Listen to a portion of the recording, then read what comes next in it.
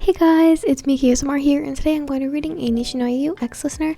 This is titled At First Sight, and without further ado, let's get right on into the video. You had met Nishinoya on your first day of Karasuno High School. Since you had never visited the school before, the location of your classes was a mystery at first, but you were confident in yourself, having the insight to print out a map the night before and study it very thoroughly.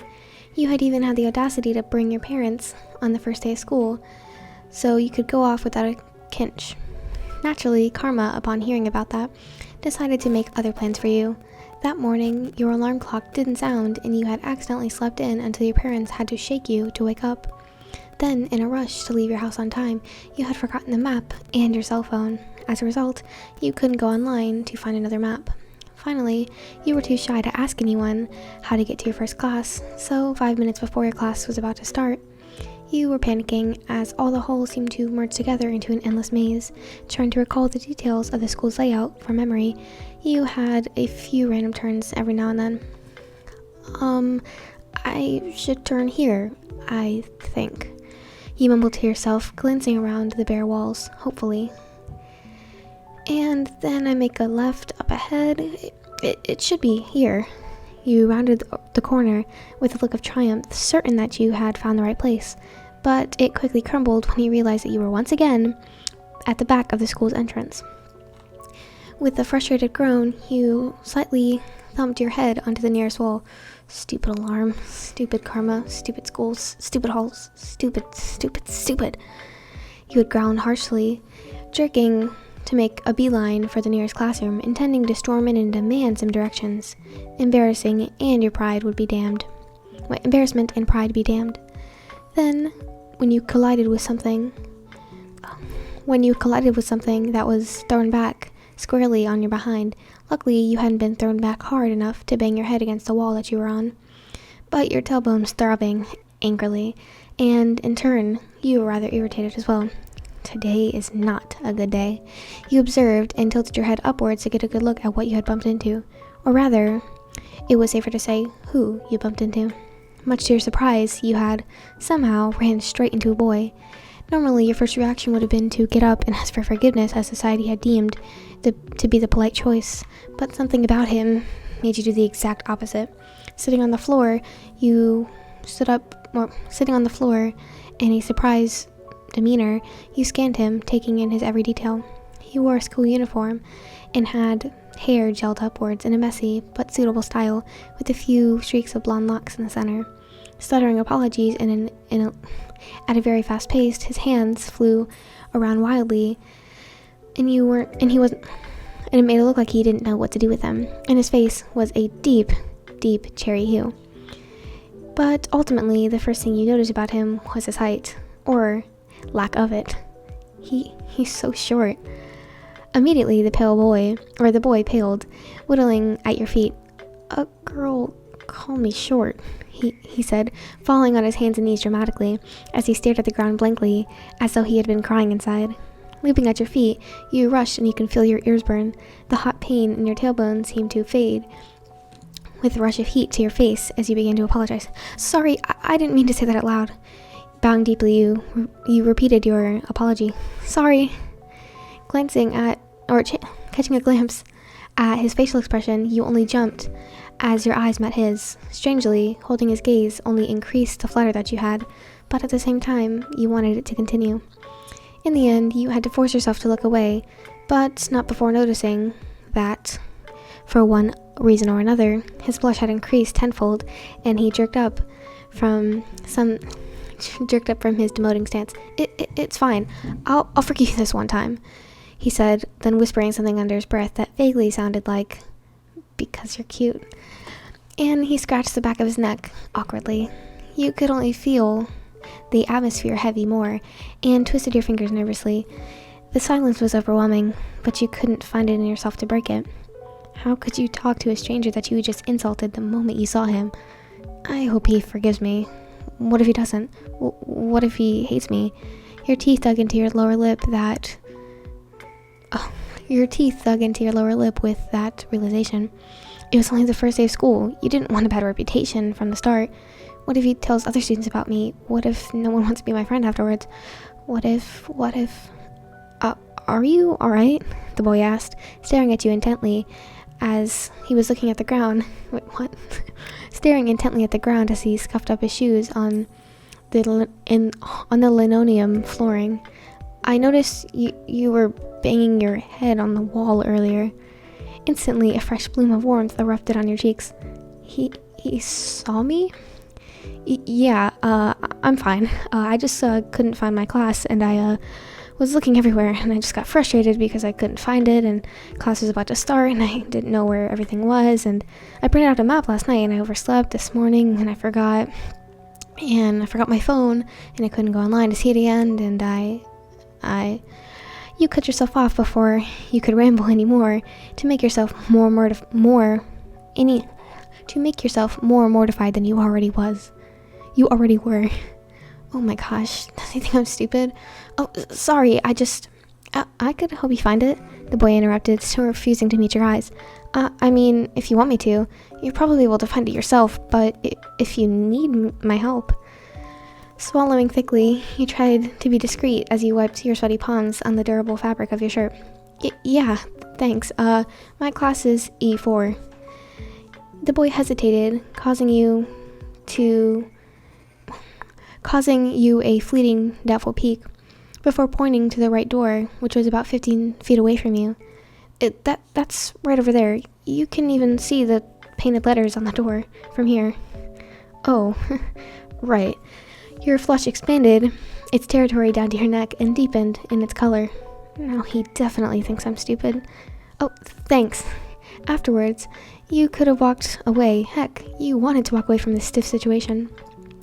You knew, now that you knew how to get to class, you really had no other reason to stick around, especially since the metaphorical clock was still ticking. But for some unseen force, you had been kept anchored to the ground, and neither of you moved an inch. You weren't having some life-changing moment of realization while staring into the other boy's eyes, but at the same time, you thought you could feel a shifting in your world as the two of you stood on the tiles, fiddling with the hems of your shirts and searching desperately for something to continue this conversation. Yet, no matter how much effort you two put into it, no proper sentence could stammer, or no proper sentence could be spoken without a stammer or a lousy topic floating into it. And that continued the silence, with the tension after a peculiar gripping in your gut, and your heart rate picked up from its already unsteady beating, starting on a full drum solo in your chest. The boy was, somehow, persuading your body to disobey you, and it was both enlightening and fearsome at the same time. The blood rushed through your veins, firing you with feverish temperatures, and you could feel yourself about ready to explode with the twisting of your stomach and the weakness in your joints. The fact that the warning bell had just rang bypassed your senses, and the shutting of several classroom doors never echoed through your eardrums. Instead, you were completely focused on one thing: how the boy was doing. You wanted to know how he could bring you such ruination by simply standing there, how he could have possessed such a threatening ability to not only brought unforeseen physical reactions, but also attacked you mentally. Despite your curiosity, however, the flight or fight instinct, passed down by generations, rang through your veins in the form of pure adrenaline, and you had found yourself split right down the middle between two choices, as if your left arm fought to stay and your right arm fought to leave, while your mouth, the most important part of your body right then, remained undecided and decided to stay quiet. Never in your life had you been more contradictory than you were at this moment. The situation scared you, and you didn't want it to end. The boy could utilize some horrible form of mind control, but you couldn't imagine seeing him again. Or you couldn't imagine not seeing him again. Somehow his presence shook you to the core, and you were completely at his mercy. If not for the faint ringing that brought both of you two back into reality, you were sure that you would have stood there forever, lost in the dark recessiveness of the caverns of your indecision. But you jolted in action when you came to terms with the terrifying fact. "I'm late," you yelped, spinning around with the klutziness of damn it. Spinning around with the klutziness of a toddler, legs trembling still in his presence. As you took a step towards the classroom. Wait, the boy bellowed from behind you, effectively freezing you in your tracks. Looking over your shoulder, you locked gazes with him, staring straight into his coffee-colored eyes. Do you want to eat lunch together? If you don't, I don't mind, of course. You paused in an attempt to regain control over your tongue, which had completely left work due to the which had completely stopped working due to the feeling of being too thick and slow to form proper syllables. Sure that your face was hot enough to fry an egg, multiple scenarios ran through your head. Could you really accept his offer? He was probably an upperclassman, and a male at that. Sure, if you had said yes, people would start talking. Also, what about making friends in your own grade? Would choosing upperclassmen to sit with be considered antisocial? What if twisting the ends of your shirt around with your fingers tightly enough to nearly rip it, you had summoned all the courage in your mind to finally say, all the courage that you had in your timid soul. For that day and the next, you threw caution to the wind, nodding decisively and replying, okay. Then, just like that, all your bravery evaporated. Squeezing your eyes shut and forcing a weak farewell, you bolted into your classroom, face still red enough to make a lobster jealous. Luckily, the teacher didn't scold you, choosing to ask if you were sick, and the rest of the class. You were oblivious to your teacher's lecture and your classmates' chatter.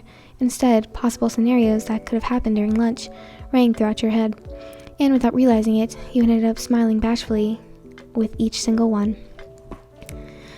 It wasn't until the boy had found you at noon that you had learned his name was Nishinoya Yuu, and that he was a year older than you. It wasn't until later that year that you had learned that he liked you back, and it wasn't until the day of your marriage that you had learned his vows of love were truer than anything that you had ever known. But for all your years together, you never knew what he had felt. You never knew that he had felt the exact same way about you that you had in that moment, the fateful day you guys met in the hallway. That one sentence, capable of accurately describing the gut-wrenching emotion that had plugged him ever since that instant, contained 4 powerful words that he believed in the rest of his life. Love at first sight.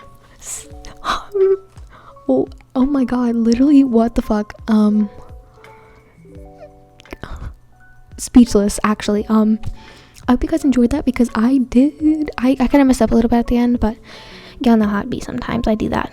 But y'all don't seem to mind too much. And that was better than the Tendo one, because I messed up a lot in that video, but I just got shocked with the lemon. Anyways, I hope you guys enjoyed, because that was so cute. Yeah, hopefully you guys enjoyed. If you did, make sure you hit the like button, because that is something for the YouTube algorithm. And also subscribe and have the notification bell so you get notified every single time I post a video. Ooh, I try my best to post every single day, and if I don't, I post more than one video the next day just to make up for it. And yeah, thank you guys for watching. Have a fantastic day, and I'll see you guys in the next video. Goodbye.